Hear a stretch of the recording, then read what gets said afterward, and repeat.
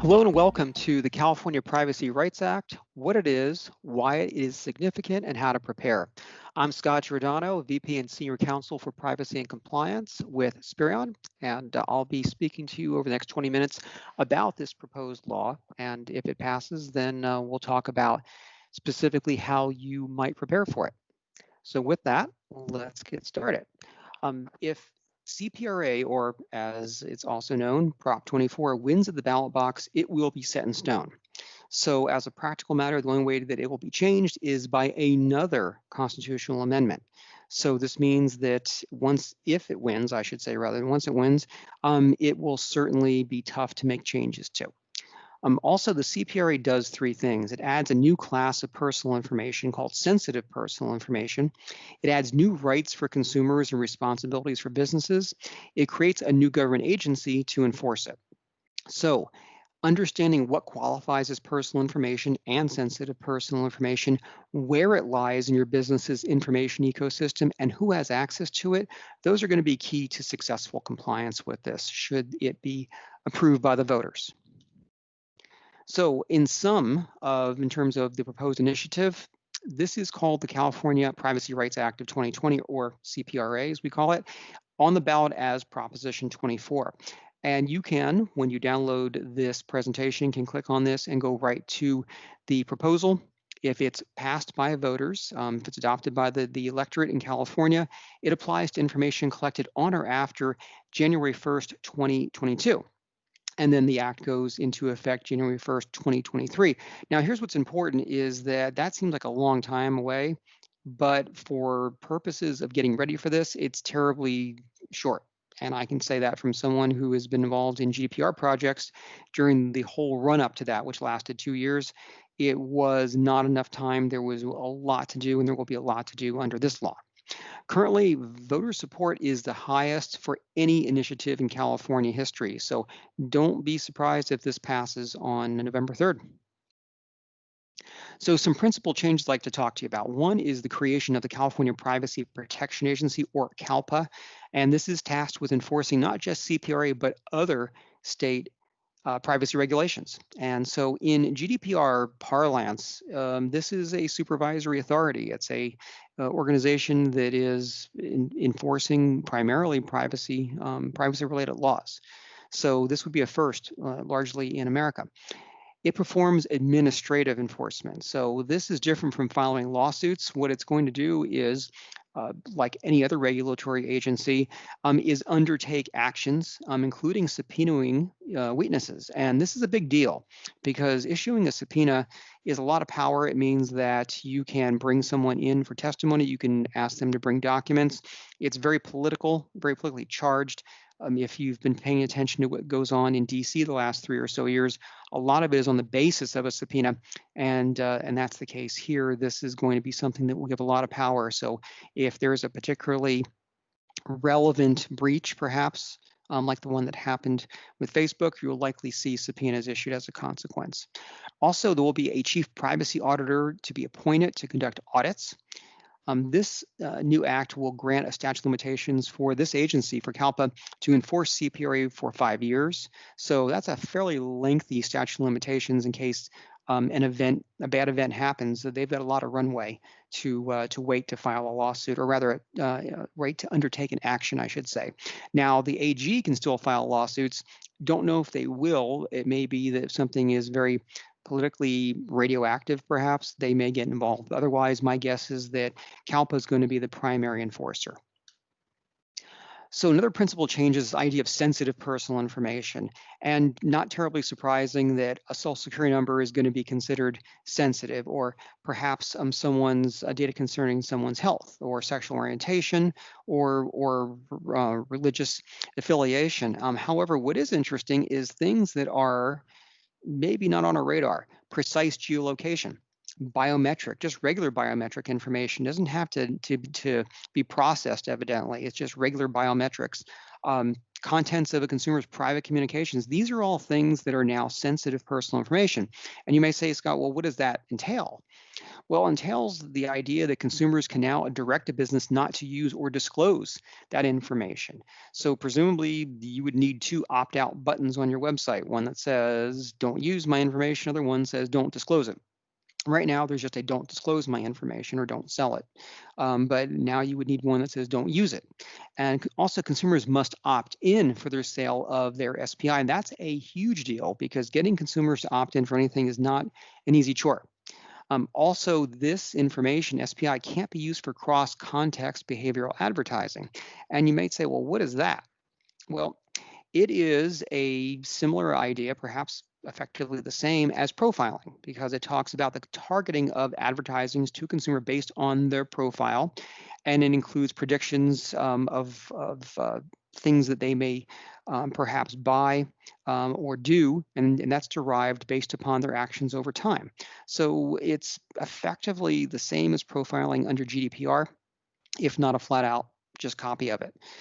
Also, the idea of sale now includes disclosure of cross-context behavioral advertising. So the upshot is that all sales rules apply, including the right to opt out of this. So that's a big deal. Also, and this is very subtle but important, cross-context behavioral advertising is not considered a business purpose. So under CCPA right now, you can use certain data for a business purpose, meaning it's internal, it's an operational purpose, testing things, for example, making sure they work, or perhaps developing new products. That is something that you cannot do with SPI. So that can't be used internally. That's a big deal. And that means that if you want to use sensitive data at the moment, or at least after this passage, you'll likely have to go somewhere else if you want to use that information to develop products perhaps, or to use it for testing internal tools or other mechanisms. Also, it's kind of interesting here. It's kind of funny, actually. This idea of non-personalized advertising. And you may say, gee, Scott, that sounds like a billboard or a banner ad from the internet circa 1995. And you'd be right. So that's essentially what non-personalized advertising is. And it's relevant because it doesn't fall under the rules governing sales or business purposes. So don't know how interesting or enticing or inviting that's going to be to advertisers, but this is what we've got. Another change is to information security. First up, it creates this category of businesses called large data processors. So these are companies that you're probably all familiar with that are in the news periodically for privacy violations. These are the kind of companies that collect more than 5 million consumer data or consumers' personal information annually, and they're going to be under scrutiny. So they're going to have to undergo cybersecurity audits and publish risk assessments based on regulations to be issued by the agency. So not unlike how things are done by the federal government, this CalPA will be issuing these regulations based on their own, presumably, analysis of what they think needs to be done. And there is a new positive mandate. I think this is a good thing. Right now, the CCPA has a negative mandate on security. It says that if you don't implement reasonable security procedures and practices that are appropriate to the nature of the personal information in question, then you can be punished by a lawsuit and by other things. Here, this says you shall implement these reasonable security procedures. And notice things in light blue. Whenever you see something in light blue in this presentation, it means it's really relating to risk assessments. So whenever you see the phrase appropriate to the nature, that means that you've done a risk assessment so you understand what you're trying to protect. Also, this idea of curing a breach. This is a kind of a leftover from CCPA. And they've added a little color to this. They said, the authors, that is, of CPRA have said that the implementation and maintenance of reasonable security procedures and practices following a breach does not constitute a cure. So in other words, slamming the barn door after the horse is gone, that's not going to change things. So it adds a little color. I don't know if it's going to make a big difference. Other changes, I'm rarely the bearer of good news, but this is one case where if you're a business, the threshold for your having to be subject to CPRA has been raised. So now it's 100,000 or more consumers or households, whereas before it was 50,000. Also under CCPA, it can be 25,000 households, or it could be 25,000 consumers plus 25,000 other devices to make that $50,000 limit. or threshold. That's not the case here. Devices have been eliminated. So the bar has been raised somewhat. Although if you're a startup and perhaps you have an app that collects personal information and you're going to monetize that, you're likely going to fall into category C because you get half or more of your revenue from sharing or selling personal information of consumers. Another change that is not really groundbreaking here is they've added the word reasonably twice. So now it's information that is reasonably capable of being associated with, which really, as a practical matter, is not going to change much because the key word there is indirectly. The idea that if something's indirectly linking someone to a piece of information, then it's personal information. That's been there since the beginning, and that's really what's important. I don't know why they add it reasonably. The recent amendment to the CCPA also added reasonably. I'm a little bit surprised, but I guess someone wanted to clarify that. So there you go. Minors, here's a change. Now businesses are prevented from collecting the personal information of children under 16 without parental consent. Before, or I should say currently, CCPA just limits the sale without parental consent. So now you will have to get consent for collecting it. So that's a big deal. And the penalties have been tripled. So for every record subject to a violation, you're going to have $7,500 potentially the penalty. So that's a big deal. And I think that's something that will definitely inure to the benefit of children. Access and correction. So this is something that it was not 100% clear whether you had this right. It was implied under CCPA. Here, they've come right out and said, yep, you have the right to access and correction. Also, what I thought was interesting is you have this idea of a household is now defined. It's not defined under CCPA. It was defined in the regulations, but now this law is coming out and saying household is a group, however identified, of consumers who cohabitate with one another at the same residence and share access to common devices. Presumably, this would be a video game, okay, or perhaps a service like cable TV, or perhaps both. So this is the idea of a household. Will this be terribly relevant? I don't know. It remains to be seen, but they've updated this, which is good. Now they have really lowered the bar, or perhaps I should say, raise the bar to what qualifies as de-identified data. So right now, de-identified means something that can't be reasonably related to or describing someone, particular consumer. So that's a pretty high bar. You have to do some work. Now it's saying that it can't be reasonably used to infer information. Well, I mean, data science is all about inferring information. So it seems to me that the idea that you're going to de-identify data is going to be a lot tougher, because if all you have to do is have information that can infer something, good luck being able to somehow strip out all that inferential information and still have anything worth using. So that's the change. That's a big change.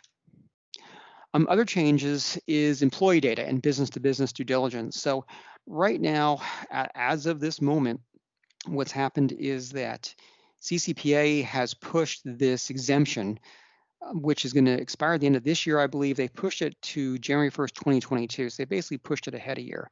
And so what's happening now is that CPRA is going to make this exemption permanent, because really it wasn't designed to protect employees. For better or for worse, it was really geared for just consumers.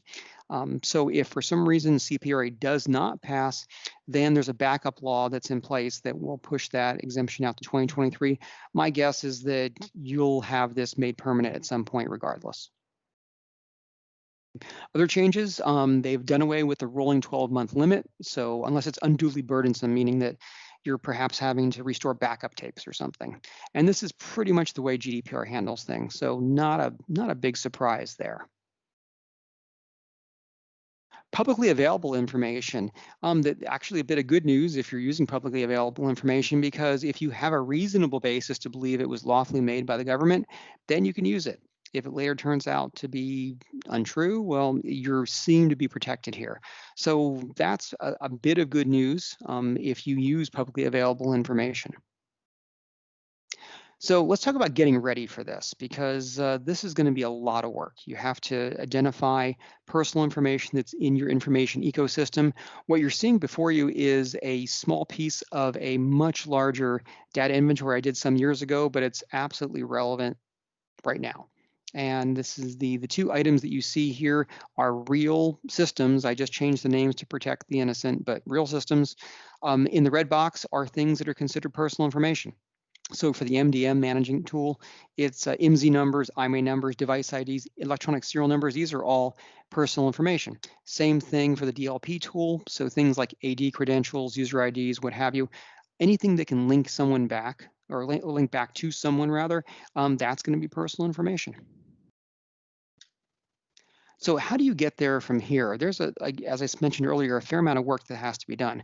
First up is to create your data inventory or update it. There is more there than you think, and this has been something that's been consistent in my practice, is that for every 2 applications that I find that process personal information, I find a third that we just didn't know about.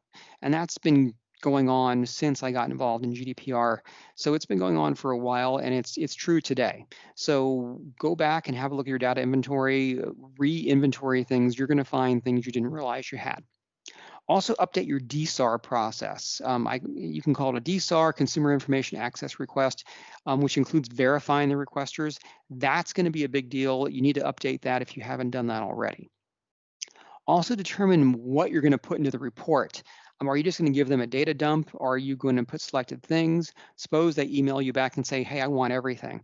So that's a political decision you're going to have to make as to what useful information you want to give them, or you just want to just dump everything into an Excel file and say, here you go, have at it.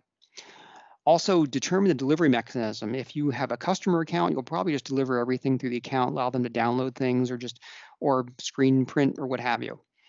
Otherwise, you may email reports. You could potentially snail mail it. You have to give options potentially to how people want to receive it. Also, have a protocol for making sure that nothing falls through the cracks. So perhaps you have ServiceNow or some kind of software like that. You can potentially link that up to your intake tool to make sure that you're tracking a request throughout the life of the request and make sure that you're acknowledging it within 10 days and fulfilling it within 45 days, or for GDPR within a month, etc. But make sure you have that protocol so at least if something does go wrong, you can show that you gave good faith. Also, prepare draft updates to your privacy statement. This is super important because if you put something on your privacy statement that you're not really doing, and the FTC or CALPA find out, they're going to come after you. And this may be as a result of something that you said you do, but you really don't do, and it came to light, maybe in the news. They're going to come after you. So make sure you update those privacy statements. So in sum, this is even more demanding than the CCPA, and the CCPA was fairly demanding. This is not unlike GDPR, and so it's going to involve pretty much the same roster of folks. Your legal team, marketing, HR to a limited degree, your product management folks. Think about all the folks that are responsible for building apps. That's going to be a big magnet for trouble. So product management will be there, and others in your organization. Also, more guidance will be needed in several areas, and in fact, lots more. I mean, we've got a little bit of guidance from the AG's office vis-a-vis CCPA, but we're going to definitely need more. The penalties are going to be severe, so keep that in mind, is that we right now have, as of this presentation, at least 40 lawsuits going on vis-a-vis CCPA, and there's going to be penalties by the AG, and when this gets handed off to CALPA, the penalties are going to be severe, just to make examples out of folks. Get started now with your data inventory. There is never a bad time to start. Now is a very good time. Also, the legislature cannot come to the rescue. There's just not much they can do. Once this law passed, assuming it's approved by voters, that's it. It's set in stone, and they can't do much with it. So keep that in mind as well, is that that's that. So I know that was fast. If you have questions, you can feel free to email me. You should be able to download a copy of this presentation. If for whatever reason you can't, email me. I'm happy to send you a copy. And you can always feel free just to send me questions in general. I'm always happy to get questions. I can't give you legal advice, but I can definitely give you some ideas of how to approach things, and hopefully that will be of some help. So that's it. I hope to see you all in person one of these days, and please do, if you are at one of the big events that I'm at, please stop by my booth or wherever I happen to be and say hi. So that's it. Thanks very much for your time.